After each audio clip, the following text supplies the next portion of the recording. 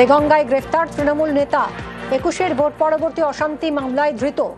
BJP কর্মীদের বাড়িতে হামলা ভাঙচুরের অভিযোগ এই তৃণমূল নেতার বিরুদ্ধে। দেদার তোলাবাজি সহ একাধিক অভিযোগে ধৃত দেগঙ্গা পঞ্চায়েত সমিতির কর্মাধ্যক্ষ রবিউল ইসলাম।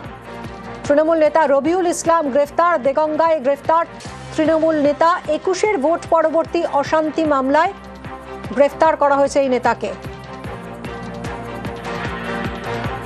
একাধিক অভিযোগ এই নেতার বিরুদ্ধে। বাড়িতে হামলা ভাঙচুরের অভিযোগ, দেদার তোলাবাজি করতেন। একাধিক অভিযোগে ধৃত দেগঙ্গা পঞ্চায়েত সমিতির কর্মাধ্যক্ষ রবিউল ইসলাম। রাজ্যে পালাবদলের পর, রাজনৈতিক পালাবদলের পর তৃণমূল জামানার একের পর এক দুর্নীতি প্রকাশ্যে আসছে। দুর্নীতি তোলাবাজির অভিযোগে তৃণমূল নেতাদের গ্রেফতার করা হচ্ছে।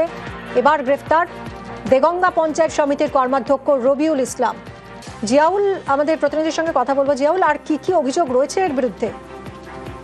দেখো, দেগঙ্গার পঞ্চায়েত সমিতির বনভূমি কর্মাধ্যক্ষ শেখ রবিউল ইসলাম, তার নামে কিন্তু ভুরি ভুরি অভিযোগ। অর্থাৎ 2021 ও 2024 ভোট পরবর্তী হিংসা এবং যারা বিরোধী রাজনৈতিক দলের সঙ্গে ছিলেন তাদেরকে মোটা অঙ্কের জরিমানা সহ একাধিক অভিযোগ রয়েছে এবং অন্যের জমি থেকে মাছ চুরি থেকে শুরু করে জমি দখল থেকে শুরু করে একাধিক অভিযোগ কিন্তু রয়েছেন এবং বিভিন্ন সরকারি প্রকল্পের সঙ্গে দুর্নীতির অভিযোগ রয়েছে এই রবিউল ইসলামের নামে।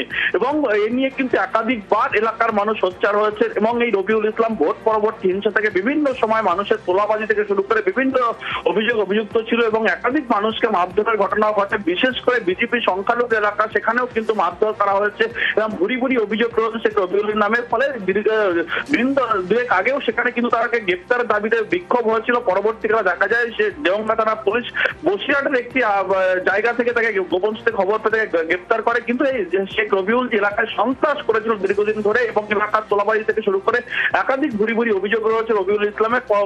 অবশ্যই অভিযোগের পরেই কিন্তু গ্রেপ্তার হয় শেখ রবিউল ইসলাম। বসিরহাট এলাকা থেকে গ্রেপ্তার করা হয় এমনটাও কিন্তু পুলিশ সূত্রে খবর। ধন্যবাদ জিয়াউল।